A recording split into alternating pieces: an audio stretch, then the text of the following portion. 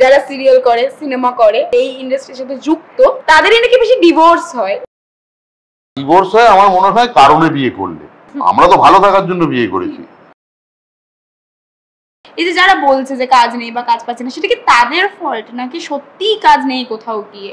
কেউ কাজটা পারে না বলে পাচ্ছে না, কেউ টাকা বেশি নেয় বলে পাচ্ছে না। ইনস্টাগ্রামের ফলোয়ার দেখে মানুষকে এখন কাজে নেওয়া হচ্ছে, সেটা কি খুব ভুল সিদ্ধান্ত নেওয়া? একদমই ভুল। 5 লাখ ফলোয়ার 1.5 বছরে একটা ডায়লগ বলতে পারলো না আমার চোখের সামনে। ক্যামেরা অন হওয়ার আগে আমরা বেশ কিছুক্ষণ অনেক রকমের গল্প করলাম। আমার সঙ্গে দেবরাজদা এবং বৌদি রয়েছে। আমাদের অনেকটা গল্প ক্যামেরা অন হওয়ার আগেই হয়ে গেছিল, কিন্তু এবার আমরা আসল গল্পে আর কি ফিরবো বলা চলে, তাই তো?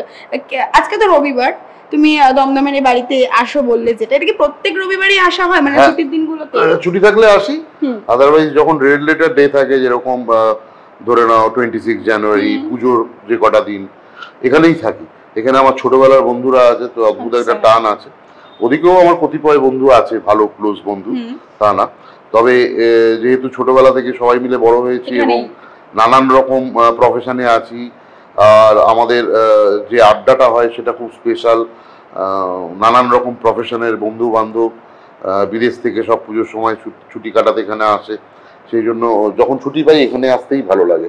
আর বাড়িটাকেও মেনটেন করতে হয়, মা বাবা দুজনেই আমাদের ছেড়ে চলে গেছেন, তাই বাড়ির যাবতীয় দায়িত্ব এখন আমার, তো বাড়িটাও মেনটেন করতে হয়।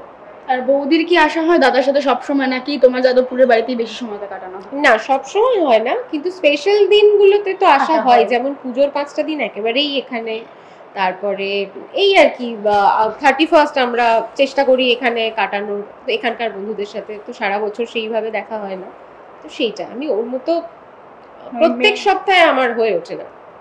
একদমই তাই, যখন তুমি সময় পাও তখন আসার চেষ্টা। তাছাড়া ওর না আসার প্রধান কারণ হচ্ছে আমাদের তো পুত্র আছে একটা, ভবেশ মুখার্জি, তো তার আসতে গেলে ওকেও আমায় নিয়ে আসতে হবে, ওরও সমস্ত জিনিসপত্র নিয়ে আসতে হবে, সেটা একটা প্রবলেম থাকে। আর ওই বাড়িটা ভালোবাসে না, খুব একটা পছন্দ না, মানে ও দিশা পায় না কোথায় কি করবে। আর তো কিন্তু আমার ওই বাড়িটা প্লাস ওর বাপের বাড়িটা আমার ভবিষ্যৎ মানে ওরা ছোটবেলায় আসার পর থেকে তো আমার মার ওখানটায় থেকেছে আর ওখানে থেকেছে। এই বাড়িতে অ্যাকচুয়ালি ওর মার একটু অ্যালার্জি ছিল, আসতো কিন্তু মানে একদিন করে পুজোর সময় অষ্টমীর দিন ও মায়ের সাথে ও নিয়ে আসতো, এসে ও মার সাথে বসে মানে আমার সাথে মা পান দিত, পান টান খেয়ে চলে যেত। কিন্তু রেগুলারলি থাকাতে মারও একটু শরীর অসুস্থ ছিল, ও ঝাঁপাবে, বুঝতে পারবে না, চিৎকার করবে, সেই কারণে এই বাড়িটাতে ও বেশি থাকে না। তো সেই কারণে এখানটাও অটো কমফোর্টেবল হয় না আর কি, যেটা ওখানে হয় সেই জন্য। এবং আজকে যে এসেছো, তাহলে আজকে কি ওখানে রাখা আছে? মানে আমার মা আছেন এখন, আমার মার কাছে আছে না। এমনিতে আমার সবসময়ের জন্য একজন দিদি আমাদের হেল্পিং হ্যান্ড, যে মানে তারই প্রায় সংসার বলা চলে, সেই সব দেখাশোনা করে, তো তারা তো থাকেই। আচ্ছা, দাদা কতটা ঘরের কাজে তোমাকে হেল্প করে আমি যদি জিজ্ঞাসা করি? ঘরের কাজে হেল্প করার তো কিছু নেই, কারণ আমি নিজেই ঘরের কাজ খুব একটা করি না, তো সেই কারণে ওই যে বললাম যে যারা থাকে তাদেরই, আমি যেই আসে আমি বলে দিই এটা তোমারই সংসার, তুমি তোমার মতো করে করো, আমাকে দেখো, খাওয়া দাওয়া থাকো। তো সেইটা একটা না, ওর যেটা করে সেটা হচ্ছে ও খুব বাজার দোকান করতে খুব ভালোবাসে। সেটা মানে আমি যেরকম একদম আমি ঘর থেকে খুব কম বেরোই, মানে আমার সবসময় আবার বেরোতে হবে, এই করতে হবে, রেডি হতে হবে, জামা কাপড় পরতে হবে, 4টে ঝামেলা, আমি বেরোতে চাই না। তো ও প্রত্যেক দিন কিন্তু শুটিং থেকে ফেরার সময় আমাকে জিজ্ঞেস করে কি লাগবে বলো, বা হোয়াটসঅ্যাপ করে দাও, করে সেই জিনিসগুলো নিয়ে আসা। বা ছুটির দিনে ও বাজার করতে ভীষণ ভালোবাসে, বাজার করে নিয়ে আসা, সেইটা করে। আর যেটা হয় যে বাড়িতে গেস্ট এলে আমি রোজ রান্না তো করি না, কিন্তু স্পেশালি কিছু হলে আমার ভালো লাগে করতে। তো বন্ধু বান্ধবরা এলে আমি অনেক সময় স্পেশাল কিছু বানাই জানাই, কিন্তু ও সার্ভ করাটা হচ্ছে ওর দায়িত্ব। মানে আমি একদমই ওটা ভালো করে গুছিয়ে উঠতে পারি না, রান্নাটা তুমি করে দেবে, দাদা সার্ভ করবে, এইভাবে চলে। হ্যাঁ, সেটাও খুব ভালো গুছিয়ে করতে পারে একদম। মানে অনেক সময় বন্ধু বান্ধবরা বলে তুই বস না বাবা, তুই এত উঠছিস, কিন্তু ও সারাক্ষণ বাড়িতে লোকজন এলে ও ভীষণ ভাবে হোস্টিংটাও ভীষণ ভালো হোস্ট, ও খুব ভালো এটা করতে পারে। এবং এই যে তুমি বলে যে বাজার করার বিষয়টা, দাদা খুব ভালো বাজার করে। অনেক সময় হয় না বড়রা অনেক বেশি বেশি বাজার করে আনে এবং বউদের কাছে বকুনি খাওয়ার একটা ব্যাপার, সেটা কি?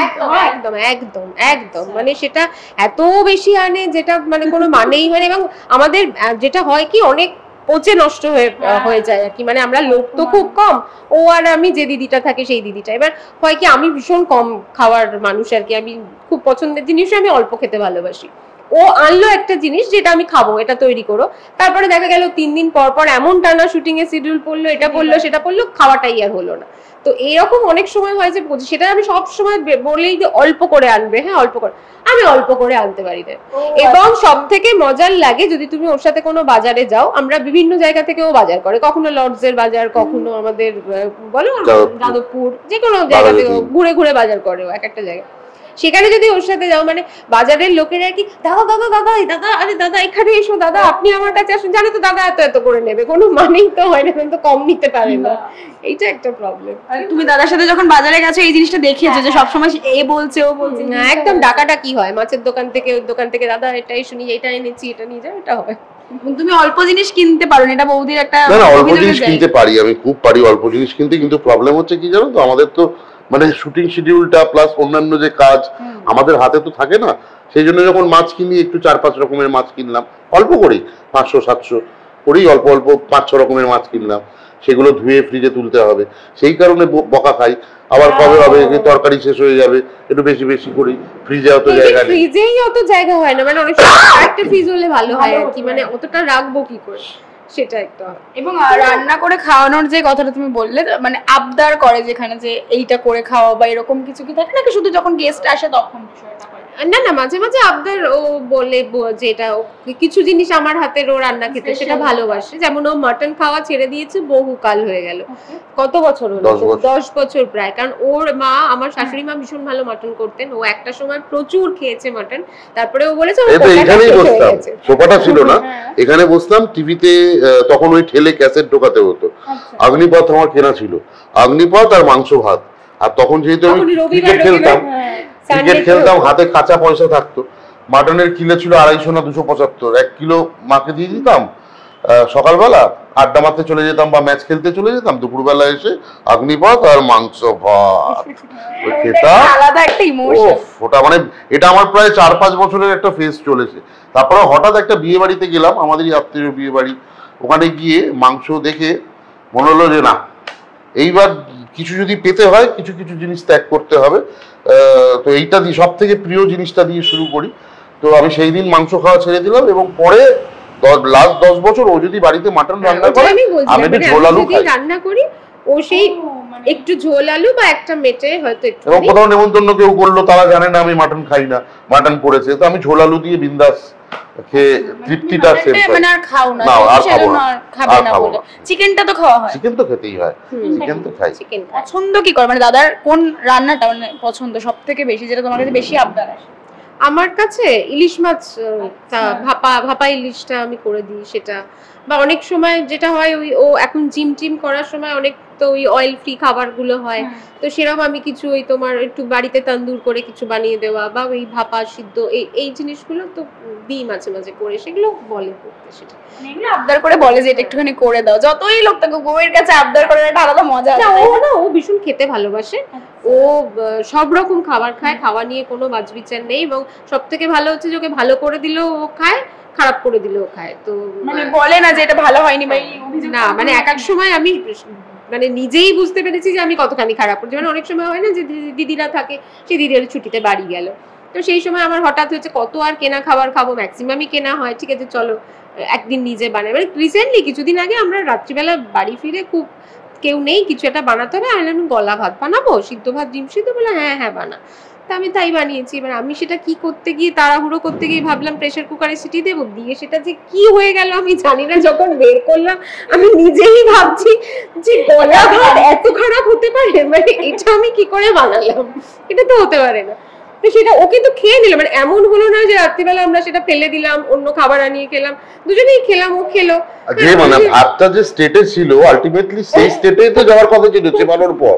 কাজেই ওটা জুস না ভাত অসুবিধা নেই, ওটা তো বললো যে ভাই এটা বানালি কি করে, এত খারাপ বানালি, রেসিপিটা জানতে চেয়েছি, বললো কিন্তু খেলো, মানে ও হচ্ছে এরকম ব্যাপার, যে এরকম নয় যে খাবার ফেলে দিলাম নষ্ট করলাম, সেটা না, মানে অনেকে যেটা থাকে নুন কম নুন বেশি নিয়ে অভিযোগ, কোনো কিছু মানে আমার নুন ছাড়া হয়, ও রান্না করে নুন ছাড়া, ওরা নুন খায় কখনো কখনো, আমি নুন খাই না। দাদাকে নিয়ে কোনো ঝামেলা নেই যে খাওয়া দাওয়া নিয়ে বলবে সেই সমস্ত কিছু লক্ষ্মী তাহলে বলি সেদিক থেকে কোনো সমস্যা নেই। আর এমনি ওই যে বললাম খেতে ভালোবাসা, তাছাড়া আমাদের তো বন্ধু বান্ধব এটা সেটা নেমন্তন্ন খাওয়া দাওয়া একটা চলতে থাকেই আর কি, মানে সেটা এখন অনেক কমে এসছে, যেহেতু একটা সময় আমাদের বিভৎস পার্টি হতো, বিভৎস খাওয়া দাওয়া হতো, সেটা আস্তে আস্তে কমেছে। করোনার পর তো, কোভিডের পর তো অনেকটাই কমে গেছে। আর পাল্লা দিয়ে সম্পর্কও থাকছে না, অনেক বন্ধু ছিল এখন আর নেই না, সব কোথায় চলে যাচ্ছে। হয়তো আমিই ভুল, আমি হয়তো অন্যরকম, বাট বন্ধু সংখ্যা অনেক ছিল। মাঝে মাঝে 4-5 জনের একটা গ্রুপ ফর্ম হতো, তারপর তারা মিলিয়ে যাচ্ছে আস্তে আস্তে, ওই 1-2 জন 3 জন 5 জন আমরা এটুলির মতন লেগে আছি স্বার্থ ছাড়া, কি হবে জানি না। But we are blessed with friends, আমাদের খুব ভালো বন্ধু আছে, এবং শুধু আমার সমসাময়িক না, আমার থেকে বয়সে বড় এবং আমার থেকে বয়সে ছোট তাদের সংখ্যাই বেশি। আমরা তাদের সঙ্গে ঘুরতেও যাই, বেড়াতেও যাই।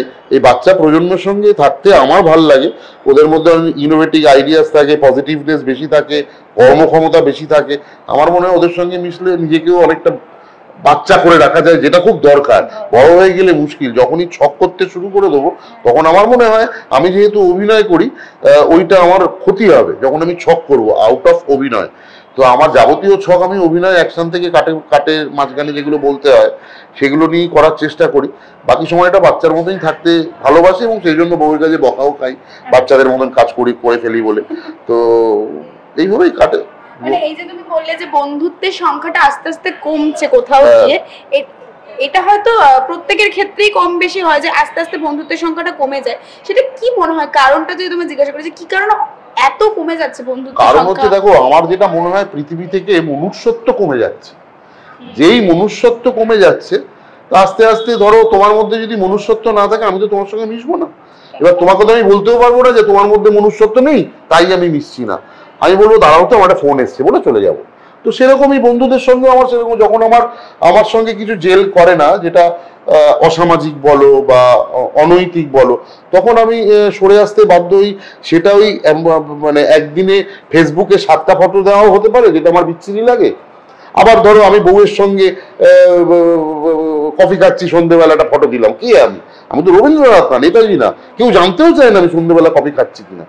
ওই having coffee with my wife, এগুলো আমি খুব খুব অপছন্দ করি। যেই জন্য তুমি আমার ফেসবুক ফলো করবে, আমি হয়তো রেয়ার দার্জিলিং এ গিয়ে বউয়ের সঙ্গে একটা কফি খাচ্ছি আমি দিতে পারি যে আমি আমার দোকান বন্ধ, আমার দোকান এখন বন্ধ আছে, বউয়ের সাথে আছি দার্জিলিং এ, এরকম টাইপের একটা পোস্ট, বা আমার একটা কাজ আসছে সেই টাইপের একটা পোস্ট, দুর্গাপুজোর সময় আমি আড্ডা মারছি সেরকম একটা পোস্ট।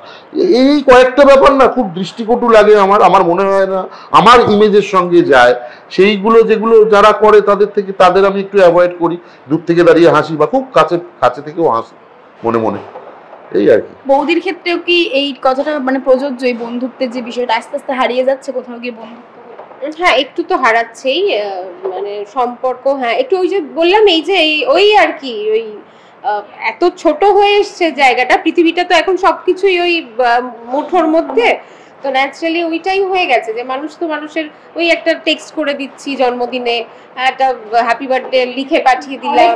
হ্যাঁ, এবং এই যে ও যেটা বললো যে সবাই এই রিলস বানাচ্ছে, এগুলো করছে, এটা না ওই যে সব জিনিসের যেমন আমি বলবো একটা ভালো দিক থাকে একটা খারাপ দিক থাকে, সেটা একটা ভালো দিক হচ্ছে যে মানুষ না ওই অন্যের ঘরে উকি না দিয়ে, অন্যের পিছনে কাটি না করে সেই সময়টা হয়তো নিজে কিছু করছে, সেটা খারাপ লাগে। কিন্তু হ্যাঁ, রুচিটা অনেক ক্ষেত্রে হারিয়ে যাচ্ছে, সেটা একটা আমার মনে হয় যে আরেকটু রুচিপূর্ণ কিছু হলে ভালো লাগে।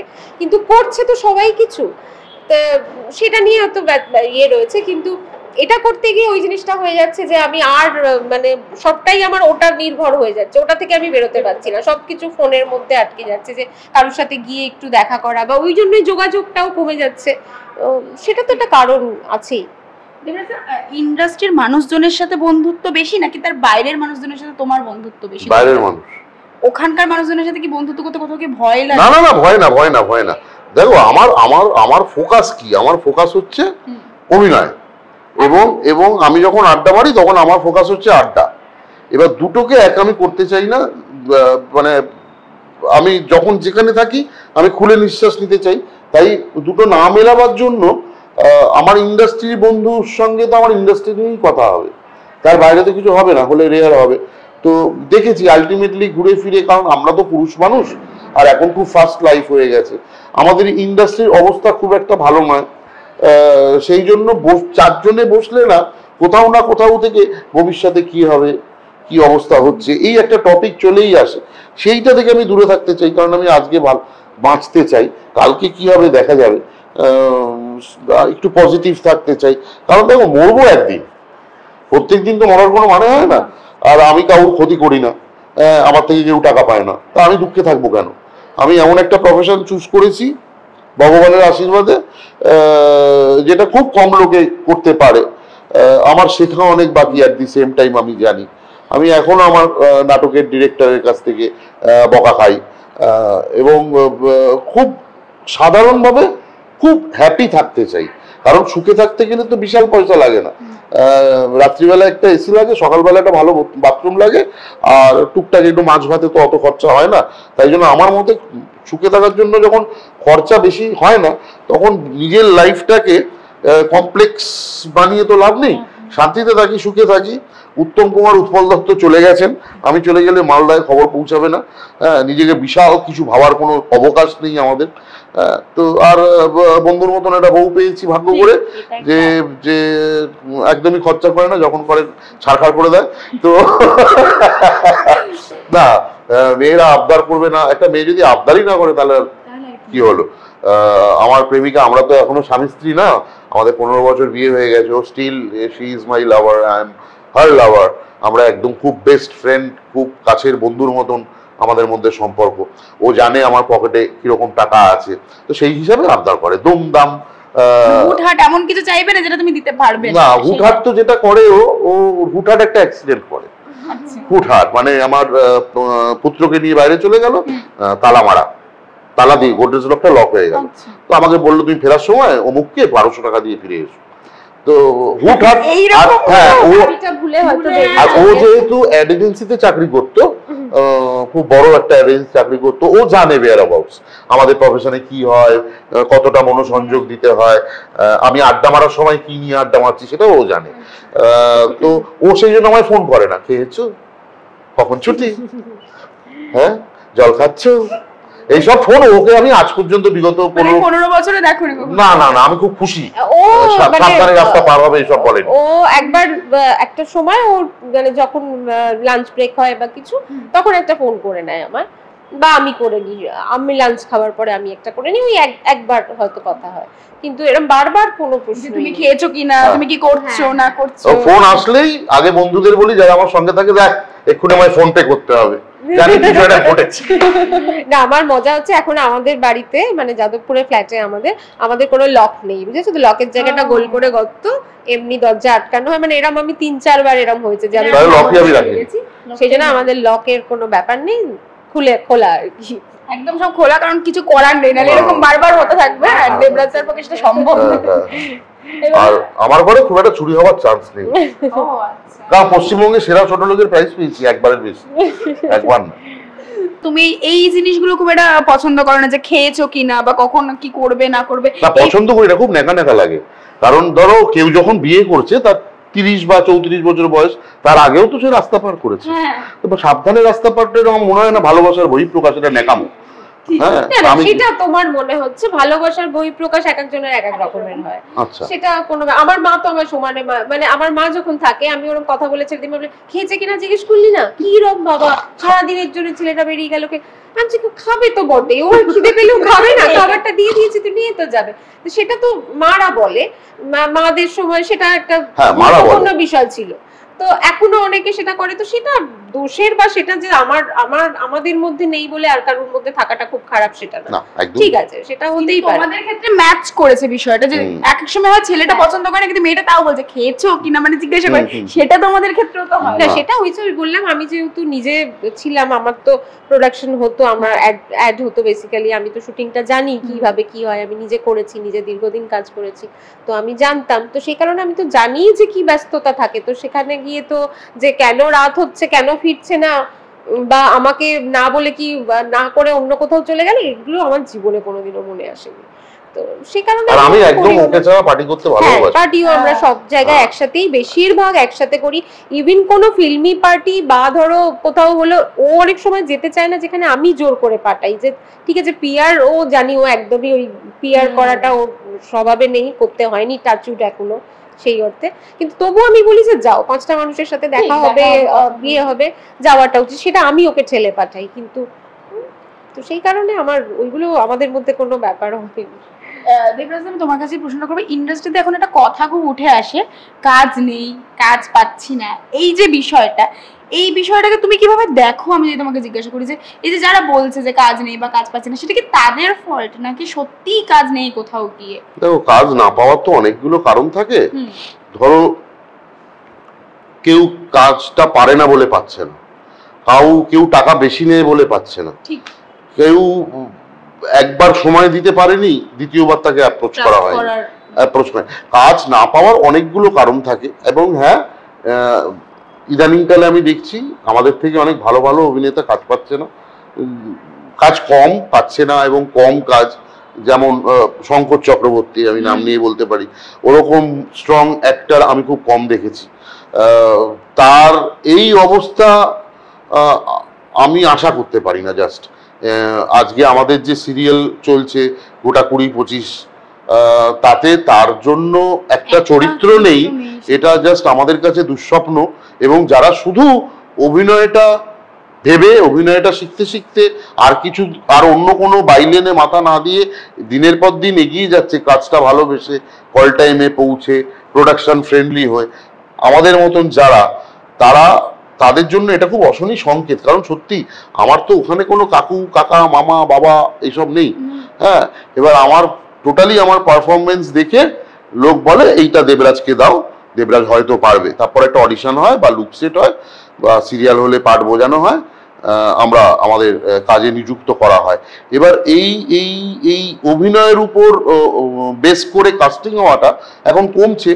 রিল করে ফলোয়ার দেখে আমি শুনছি কাস্টিং করা হচ্ছে, সেই জন্যই এখন 2-3 মাসে সিরিয়াল বন্ধ হয়ে যাচ্ছে, কাজ ইতিহাসে থাকছে না। আজকে লাস্ট যে 25টা-30টা সিনেমা বলো বা লাস্ট 50টা সিরিয়াল, কটা লোকের মনে দাগ কেটেছে।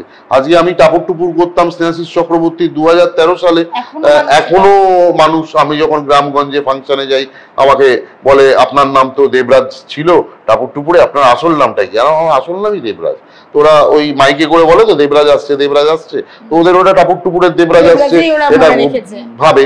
তো সেটাই বলছি, সেই ওজনটা এখন সিরিয়ালে কমে গেছে অনেক। সিরিয়াল এবং সিনেমার ক্ষেত্রেও তাই, হয়তো আসছে সিনেমা কিন্তু সেভাবে মনে থাকছে না। সেটা কি কোথাও গিয়ে তোমার মনে হয় যে এই ইনস্টাগ্রামের ফলোয়ার দেখে, তুমি যেটা বলছিলে যে দেখে মানুষকে এখন কাজে নেওয়া হচ্ছে, সেটা কি খুব ভুল সিদ্ধান্ত নেওয়া? একদমই ভুল। অভিনয় আর ইনস্টাগ্রামে একটা 40 সেকেন্ডে তুমি না নেচে তুমি একটা 4 পাতা ডায়লগ বলতে পারবে? অত সহজ? হ্যাঁ, একটা গোবিন্দা যে নাচটায় নেচেছে সেটা আমি নকল করে করলাম, তারপরে আমি সেটে গিয়ে নতুন নাচবো একটা দিনে শিডিউল বুঝে, ক্যামেরা ফেস করে, লাইট নিয়ে, অন্যদিকে ছায়া না ফেলে, লিপ ঠিকঠাক দিয়ে। অত সহজ না, করলে বোঝা যায় কত কঠিন। যারা করে না তাদের কাছে ব্যাপারটা সহজ। যেমন রিলস আর 14 ঘন্টা কাজ করার মধ্যে একটা পার্থক্য তো থাকে। একদমই। এবার আমি যেদিন ইতিহাস পরীক্ষা দিতে যাচ্ছিলাম মাধ্যমিকে, আমার মনে আছে আমার হাঁটা চেঞ্জ হয়ে গেছিল। হ্যাঁ, কারণ আমি তৈরি ছিলাম না। আমার হাঁটা কনফিডেন্স, তো সেটাই হয় অভিনয়। তোমার যদি হোমওয়ার্ক স্ট্রং না হয়, তুমি তো ক্যারেক্টারের মতন খোলাখুলি পার্টি করতে পারবে না। অনেক নর্মাল থাকতে হবে। আজকে তুমি যদি অভিনয় করো, লোকে তোমায় গালাগালি দেবে। তুমি যদি অভিনয় না করবে, বলবে কি চমৎকার অভিনয় করে। তো আমাদের অভিনয়টা জেনে অভিনয় ফেলে দিতে হয়। তো আমাদের ফ্রি থাকার জন্য সেই জন্য চোখ নাক কান খোলা রাখতে হয়। তো অনেক ব্যাপার আছে, অত সহজ না। আমি বলছি না রিল যারা করে তারা অভিনয় করতে পারবে না, কিন্তু রিল যারা করে তারা যদি অভিনয় করতে হয় তাহলে অভিনয়টা শিখতে হবে। চান্স পাওয়াটা বড় ব্যাপার না। এত লাখ লাখ ছেলে মেয়ে কাজ করছে, কজনের নাম তুমি বলতে পারবে? আজকে সিরিয়াল অনেক বেশি হয়েছে না, তো অনেক কাজের সুযোগ তো অনেক বেশি। আমাদের সময় তো সিরিজ ছিল না। আমরা যখন জয়েন করেছি তখন তো সিরিজ ছিল না, ইউটিউবের এই ব্যাপারটা ছিল না। এখন তো ইভেন বাড়ি থেকে সবথেকে বড় যেটা ছিল, বাড়ি থেকে কিন্তু বাবা মারা চট করে চাইতো না যে ছেলে মেয়েরা অভিনয়ের জগতে যাক। তাদের কাছে কিন্তু উত্তম কুমার, সৌমিত্র চ্যাটার্জি ছিলেন, ওরা ভগবানের মতো ছিলেন, বা নায়িকাও যারা ছিলেন সবাই। কিন্তু বাড়ির কেউ যাক সেটা কিন্তু চট করে কেউ চাইতো না, সেটা তো এখন ভীষণ খোলামেলা, কিন্তু সবাই যাচ্ছে, প্রত্যেকে মডেলিং শিখছে বাড়ি থেকে, বাবা মারা দিয়ে। আমি এক এক সময়, আমি যেহেতু ব্যাক টু ক্যামেরা কাজ করেছি, আমার সবসময় আমি দেবরাজকে বলি আমি একটা ছেলে মেয়েকেও দেখি না যে ক্যামেরাটা শিখতে আসছে বা যে অ্যাসিস্ট করতে চাইছে বা কিছু, সবাই চাইছে আমি মডেল হব আর আমি অভিনয় করব, আমি এই করব। তো সেইটা একটুখানি গন্ডগোলে হয়ে গেছে আর কি, যে সেই কারণে হয়তো কোথাও গিয়ে এই ভুলগুলোর জন্য একটা সিরিয়াল 2 মাসের বেশি, অনেক সিরিয়াল অনেক কারণই থাকে, অনেক কারণই থাকে সিরিয়াল বন্ধ হওয়ার, অনেক কারণই থাকে বেশি, কিন্তু আগে কিন্তু এটা খুব একটা দেখা যেত না, মানে খুব মানে কি বলতো হালকা মনে হয়। আমরা যখন ছিলাম না তখন তো মানে হাঁ করে খালি চারিদিকে দেখতাম, প্রত্যেকে এক একটা বট গাছের মতন অভিনয় করতো, মানে খুব মানে আমাদের বয়সী, আমি সমতার কথা বলবো, আমি যখন নতুন ছিলাম তখন সমতার সঙ্গে একটা সিরিয়াল করতাম, আমি অবাক হয়ে দেখতাম এরকম মুখস্থ বিদ্যা কি করে হয়, দাড়ি কমা নিয়ে মুখস্থ অপলক দৃষ্টিতে তাকিয়ে থাকতাম, কি অপূর্ব পাঠ করতো। মানে আর এখন তো মানে কি বলবো, মানে আমার কাছে উদাহরণ নেই, মানে তাদের শব্দ উচ্চারণ, তাদের টেকনিক্যাল জ্ঞান, মানে এগুলো কোনো ব্যাপার না, এগুলো না থাকলেও যেন হয়। এই যে একটা লেথার্জি, এইটা আমায় খুব হন্ট করে, খারাপ লাগে, কিন্তু বলতে পারি না কাউকে কিছু, কারণ এখন কেউ কথা শোনে না। আমাদের মতন আমরা সিনিয়রদের ফোন করতাম, সেটে জিজ্ঞেস করতাম, লজ্জা পেলে ফোনে জিজ্ঞেস করতাম যে আমি জানি আমি ঠিক করে পারিনি, কি করে কি করব। এখন একদম এই ব্যাপারটা নেই, এখন যে যা করছে খুব ভালো করছে, তার উপরে কিছু হয় না। মানুষের শেখার প্রবণতাটা অনেক কমে গেছে, একদম কমে গেছে। ইভেন কি জানো তো, একটা জিনিস মানে ধরো যে গান গাইছে সে তো গানটাতে ফোকাস করবে, গানটা নিয়েই চলবে, সেটাই স্বাভাবিক। যে নাচ করছে সে নাচ, যে অভিনয় বা যে লেখে, এখন তো সবাই সবকিছু করে, তো সেই প্রোডাক্টটা কি করে ভালো হবে? মানে একটা জিনিসে তুমি যদি কনসেন্ট্রেট না করে 5টা জিনিস করতে যাও, হয়তো জিনিসটা হয়ে যাবে। আর সোশ্যাল মিডিয়া আমার মনে হয় একটা জিনিস কি জানো, ফেসবুক বা এইগুলোতে না কিছু হয় কি, কিছু চেনা মানুষ থাকে যারা এমনিতেই ভালো বলবে আর কি, তারা কখনো খারাপ ক্রিটিসাইজ করবে না। আমি যদি কিছু একটা পোস্ট করি, আমাকে যারা ভালোবাসে চেনে, তারা এক কথায় বলবে যে দারুণ করেছো, কিন্তু তাই বলেই যে আমি দারুণ করছি সেটা তো নয়, সেটা তো আমার নিজেকে বুঝতে হবে যে আমি কতটা দারুণ করতে পারছি, কতটা আমি দিতে পারলাম, সেটা ভীষণ বোঝে মানুষ। যে কোনো শিল্পী, যে কোনো শিল্পের সঙ্গে যুক্ত মানুষ, বা যে কোনো মানে একটু যাদের বুদ্ধি আছে তারা কিন্তু বুঝতে পারে যে আমি কতটা ঠিক করছি।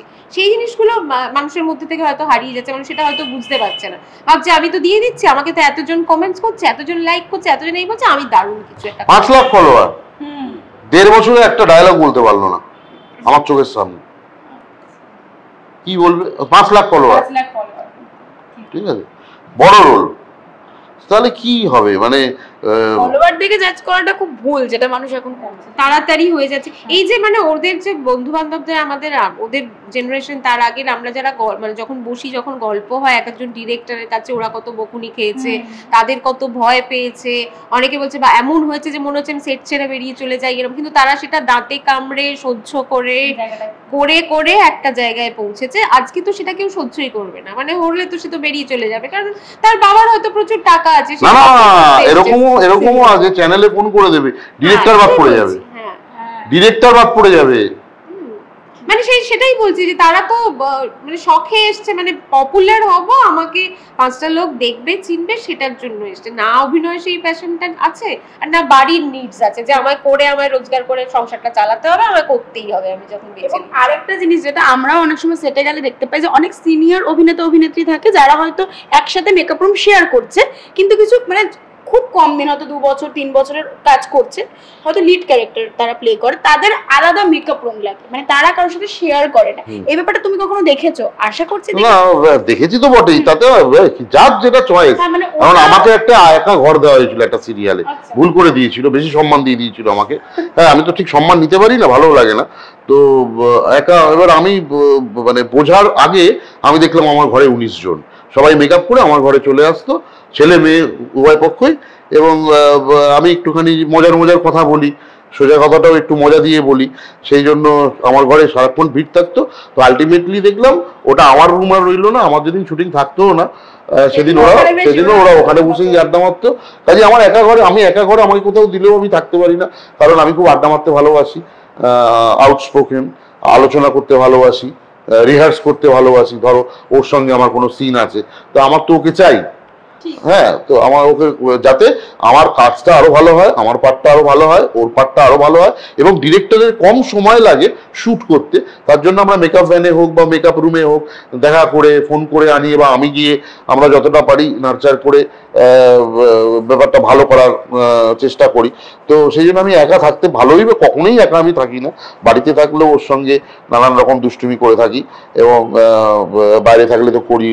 তো আমার একা থাকার ব্যাপারটা আমার একদমই বিশ্বাসযোগ্য, ভালো লাগে না। পৃথিবীতে এসে কি একা থাকে নাকি? মানুষ একা থাকার জন্য 14 ঘন্টার শুটিং, সেখানে যতটা সময় থাকবো মেকআপ রুমে একা, সেটা হয়তো তোমার ক্ষেত্রে কোথাও। এখন যে সিরিয়ালটা করছি শুভ বিবাহ, সেটা প্রায় 1.5 বছর হয়ে গেছে। মানে ওটা তো আমাদের একটা আলাদা সংসার, আমরা ওখানে রান্না বান্না করে আলাদা একজন সিরিয়ালেরই তাই হয়, তখন একদম ভীষণ ওই পরিবারটা একদম পরিবারের মতোই হয়। তারপরে আবার অদ্ভুত ভাবে যখন অন্য সিরিয়ালে যায় এদের সাথে হয়তো যোগাযোগটা আস্তে আস্তে কমে যায়, কারণ ওরাও অন্য কোনো কাজে বিজি হয়ে যায়। তো দু একজনের সাথে আবার থেকেও যায়, যেটা হয়তো মানে এরকম অনেকেই আছে, ধরো 2 বছর দেখা হয়নি, কিন্তু হঠাৎ দেখা হলো, একদম প্রাণের আলাপ হলো, এরকম অনেক। সবাই তো আমরা দৌড়াচ্ছি চলে, তখন তো একদমই পরিবার, মানে একটা সংসার। ওর যে মা শাশ্বতী দি, ও তো মাই বলে ডাকে। তো না, শাশ্বতী দিদির সঙ্গে আমার যে বন্ডিংটা হয়েছে আমার তরফ থেকেই, কারণ আমার মা গত হওয়ার পরে আমার সিরিয়ালে উনি মা হয়েছেন, সেই জন্য ওনাকে আমি একটু আলাদাভাবে সম্মান করি, মানে ভীষণ খুবই, মানে আমাকে উনি সহ্য করেন, আমি যা করি সেটে খুবই সহ্য করেন। তো একদমই উল্টো, ও আমাকে বলে তুমি ওনার মতন একজনের সঙ্গে এরকম কথা বলো। আমি তো ওনাকে, আমি পাঞ্চালিকে বলি, উনি তো মজা পান, হাসবে, উনি আর কি বলবে, হাসি ছাড়া আর কি করবে, ধরি না বকবে তোমাকে, এটাই আর কি। তখন এবং তোমরা যেটা একটু আগেই বলছিলে যে এত বছরের সম্পর্ক, সেখানে যে বিষয়টা দাদা বলছিলে যে একটা ছবি পোস্ট করা মানেই যে সেটা খুব ভালোবাসা আমার তোমার প্রতি আছে, এটা বোঝায় না। কোথাও গিয়ে একটা হয় না যে রাস্তায় ধরো তুমি দাঁড়িয়ে আছো, দুজনকে জড়িয়ে ধরলে, বা কোথাও গিয়ে কোথাও একটা যাচ্ছ, একটা ছবি পোস্ট করলে, বা বাড়িতে আছো জড়িয়ে ধরে হ্যাপি বার্থডে, সেটা জড়িয়ে ধরে পোস্ট করার যে বিষয়টা, এই জায়গাগুলো কিভাবে দেখো? এগুলো করলে কি ভালোবাসা বাড়ে কোথাও গিয়ে? এগুলো ডিপেন্ড করে যারা করে তাদের উপর। আমিও যদি কখনো, আমরা তো জড়িয়ে ফটো তুললাম না আগ্রায় তাজমহলের সামনে, ওই আমাদের গাইড করছিল এগুলোতে, বলছে আপ দোনো হাত এসে খিচিয়ে, ওর একটা হাত আমার একটা হাত, তাজমহলটাকে পিছনে রেখে, তো ওরকম। কিন্তু মানে হঠাৎ একটা দিলাম, এটা করা তো খারাপ না। ভালোবাসার মানুষের সঙ্গে ভালো মুহূর্তে থাকাটা যতটুকু আমরা শেয়ার করতে পারি সেটা শেয়ার করা তো খারাপ না, কিন্তু সেটা ঘন ঘন হলে ভালো লাগে না, এই আর কি। মানে এটা মাঝে মাঝে ভালো লাগে, মাঝে মাঝে ভালো লাগে। প্রকাশ করার ব্যাপারটা, ওই যে বলছি ভালোবাসা প্রকাশের ব্যাপার সবার সমান হয় না, এক একজনের। আমার এক ভাই আছে, আমার খুব ক্লোজ এক ভাই আছে, আর যাকেও বিয়ে করেছে তারা, সেও আমার খুব ক্লোজ, আমি নাম নেব না। তারা দুজনেই অভিনয় করে, তারা প্রত্যেকদিন I love you, I am yours, you are mine এইসব করে, but they are very sweet. ওদের না লেখাগুলো এবং ফটোর মধ্যে বোঝা যায় এটা ইনোসেন্স, ইটস নট ফর মানে দেখানোর জন্য করছে না ওরা, বা প্রেম জাহির করছে না, ওদের এটা ইনোসেন্স। পোস্টেও অনেক সময় বোঝা যায়, সেই জন্য ব্যাপারটা খারাপ না, আমরা এরকম করি না আর কি। মানে তোমরা ব্যক্তিগত জিনিসটাকে ব্যক্তিগত রাখতেই পছন্দ করো কোথাও গিয়ে কি? মানে আমাদের যেমন, আসলে আমাদের তো বন্ধুত্বটাই খুব বেশি, মানে একদমই। এখনো আমরা যদি স্বামী স্ত্রী ভাবে থাকতাম বা ভাবতাম যে আমাদের সংসারটা করছে, কারণ দুজনেই আমরা একদম সংসারী মানুষ নই, তো আমরা ওটা মাথাতেই আনি না যে এটা সংসার। আমরা প্রয়োজনীয় জিনিসগুলো করছি, দুজনে একসাথে থাকি, শেয়ার করি, সেইভাবে করি। তো সেই জন্য আমাদের ঠিক ওইভাবে আমরা জানি, মানে ও কিন্তু আমায় কোনোদিন রোমান্টিকলি আই লাভ ইউ বলেছে, ওইভাবে প্রপোজ করেনি, কিন্তু মানে দুজনের কথা হয়েছে, মিশতে ঠিক আছে চলো এবার। প্রথমে ওরও বিয়ে করার কথা ছিল না, কোনোদিন বিয়ে করবে না, আমার বিয়ে করার কথা ছিল, বাট কি একটা হচ্ছিল, বেশ হচ্ছিল না মানে কি, মানে আমি একটা মেয়ের সঙ্গে দেখা করেছিলাম, সে তো বললো, আমি তাকে বললাম যে আমার যখন পয়সা থাকবে না আমি কিন্তু তোমার কাছ থেকে পয়সা নিতে পারি, ধরো 1 মাস আমার কাজ নেই, আমি হয়তো সেই মাসে তোমার কাছ থেকে 2000-3000 আমার যাতায়াতের টাকা, দাড়ি কামানোর টাকা, এগুলো আমি নিলাম, তারপরে দেখা যায়। বলছে তাই আবার হয় নাকি? এইভাবেই হয়, জানো না তুমি, খুব কষ্ট আছে, বাড়ি যাও, সাবধানে ফিরো।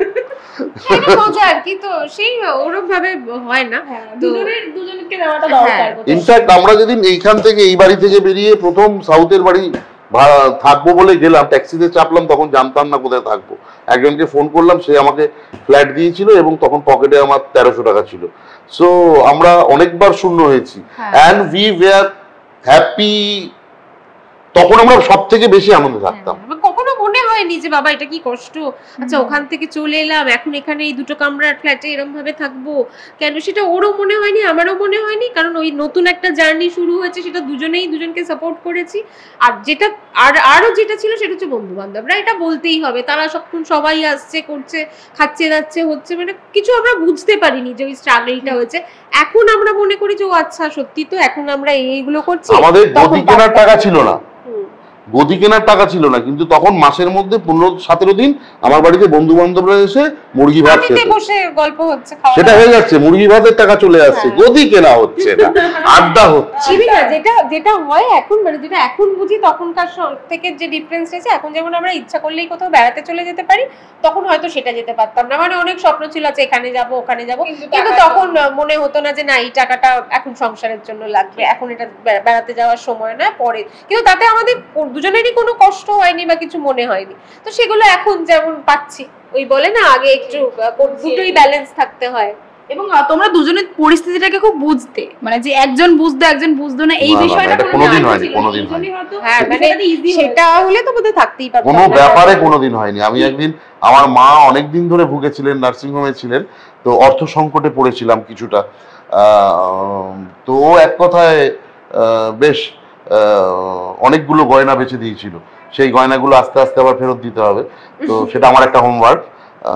তো মাঝখানে একবার চেষ্টাও করেছিলাম, নিল না, হঠাৎ হঠাৎ মুড আছে তো চলো একটা কিনে দিই কিছু, বললো না এখন লাগবে না। এটা খুব বাজে কথা বলছে গো, আমি খুব একটা গয়না পার্সন নই, সারাক্ষণ গয়না পরে বসে আছি বা আমার লাগবে হ্যান ত্যান, আমার এরকম কোনো ব্যাপার না। তবে হ্যাঁ মেয়ে তো আলটিমেটলি এটা সেটা কখনো কখনো ভালো লাগলে তখন বলি যে নিয়ে যাব।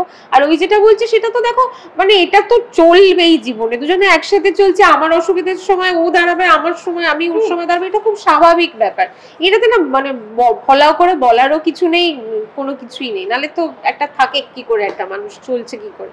একটা কথা বলতেই হয় যে তোমরা ভাগ্য করে বউ পেয়েছো, এই কথাটা তুমি সবসময় বলো।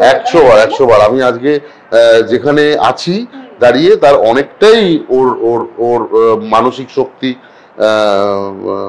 শান্তি এইগুলোর জন্য, কারণ বউ ব্যাপারটা ঠিক না থাকলে না জমে না, কি একটা কম থেকে যায়, সেইখান থেকে সত্যি আমি খুব ব্লেসড, যে জন্য আমি বাইরে খুব শান্তিতে থাকি, মানে শান্তিতে কাজ করতে পারি, আমার মনে কোনো আমি জানি ও ঠিক সামলে নেবে, আমি তো আছি। আর বাকি জীবনে এই বন্ধুত্বটাই তো আসল না, শেষ বয়স পর্যন্ত একসঙ্গে আমরা দেখা হয়েছে, তারপর থেকে আস্তে আস্তে বুড়ো হচ্ছি, একদিনে থুত্তুরে বুড়ো হয়ে যাব, কিন্তু আমাদের আড্ডাটা কমে না। আজকেও আমরা ধরো শুটিং থাকলে দুটো, শুটিং যদি না থাকে আমরা 3:30-4টে অবধি আড্ডা মারি, আমরা সিরিজ দেখি আড্ডা মারি প্রত্যেক দিন, বেশিরভাগ দিনই তাই হয় আর কি, সেটা হয়ে যায়। এবং আরেকটা যেটা কথা যে এটা মানে নর্মাল মানুষের একটা ধারণা থাকে যারা সিরিয়াল করে, সিনেমা করে বা ইন্ডাস্ট্রির সাথে, আমাদের এই ইন্ডাস্ট্রির সাথে যুক্ত, তাদেরই নাকি বেশি ডিভোর্স হয়। এই কথাটা কখনো শুনেছো তোমরা, মানে এই বিষয়টার মধ্যে দিয়ে? না, ডিভোর্স হয় আমার মনে হয় কারণে বিয়ে করলে। আচ্ছা, আমরা তো ভালো থাকার জন্য বিয়ে করেছি, আমাদের তো কোনো কারণ ছিল না। আমি ওর সঙ্গে যখন বন্ধু ছিলাম তখন দেখেছি দারুণ, আমার প্রফেশনটা বোঝে, আমার প্রফেশনটাকে সম্মান করে, সব থেকে বড় কথা, এবং ও নিজে খুব গোছানো, একদমই আমার উল্টো। আমি যেমন খুব অগোছালো বলবো না, আমি খুব বাইরে থাকতে ভালোবাসি, ও একটু ইন্ট্রোভার্ট, আমি একটু এক্সট্রোভার্ট, তো সেই জন্য ব্যালেন্স করেছে ভগবান। আমি মাঝে মাঝে ওকে বলি সবাই কিরকম ডিভোর্স দিচ্ছে, তুমি কেন দাও না, সবাই খবর করবে, একটু খবর হবে, অন্তত বাপের বাড়ি যাও, সেটাই যায় না, তো ডিভোর্স তো অনেক দূরের কথা।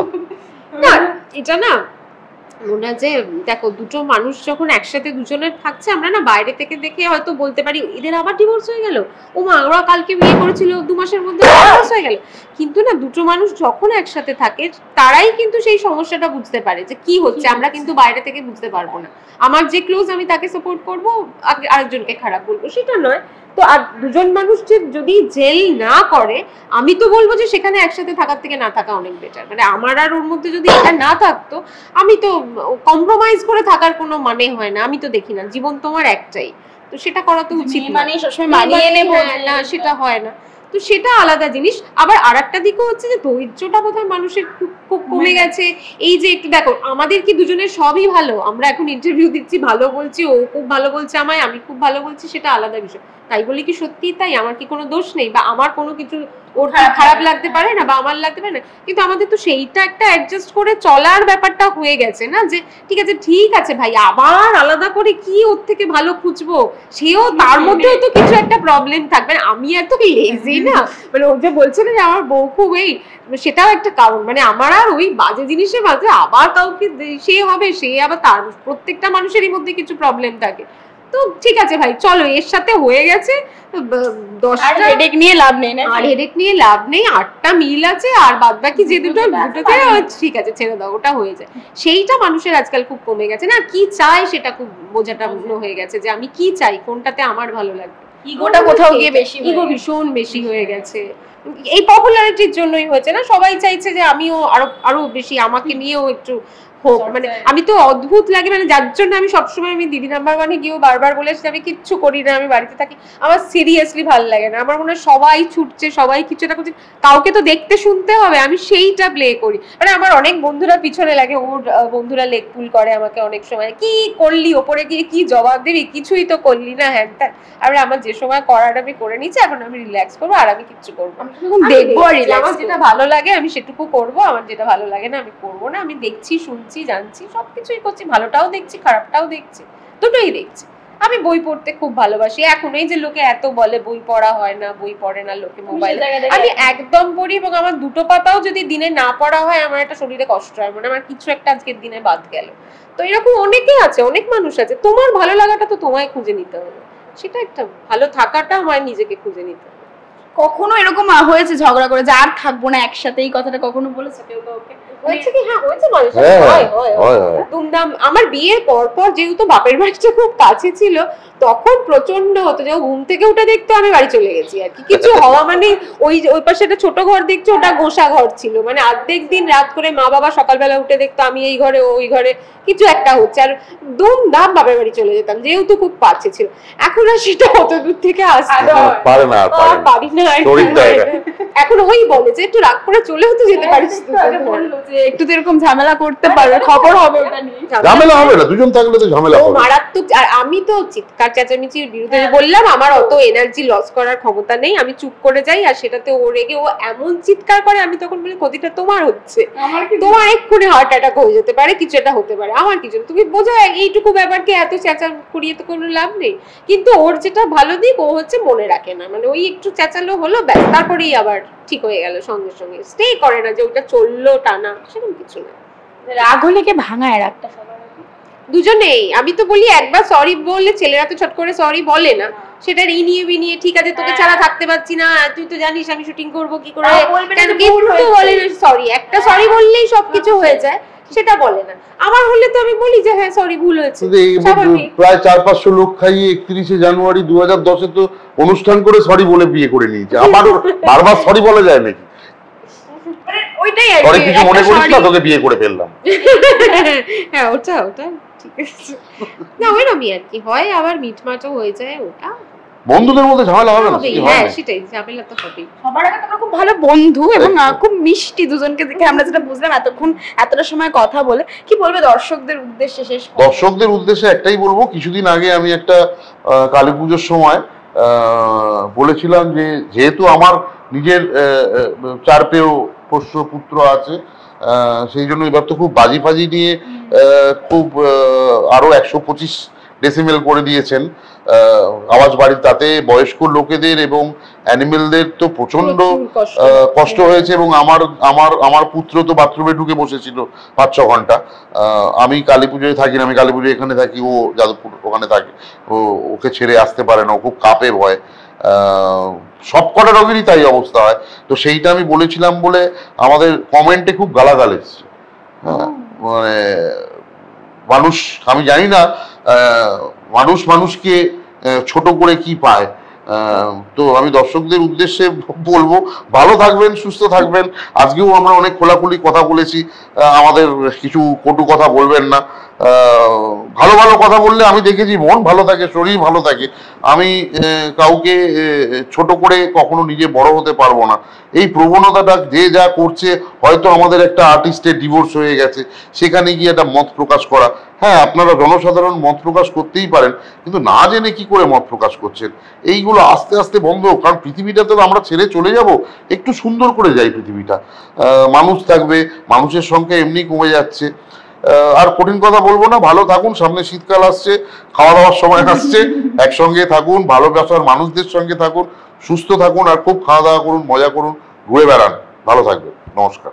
টলিউডের latest update, gossip and entertainment পেতে সাবস্ক্রাইব করুন শুধুমাত্র সিটি সিনেমা, আর ফলো করুন সিটি সিনেমার Instagram, Facebook, Twitter and ShareChat page.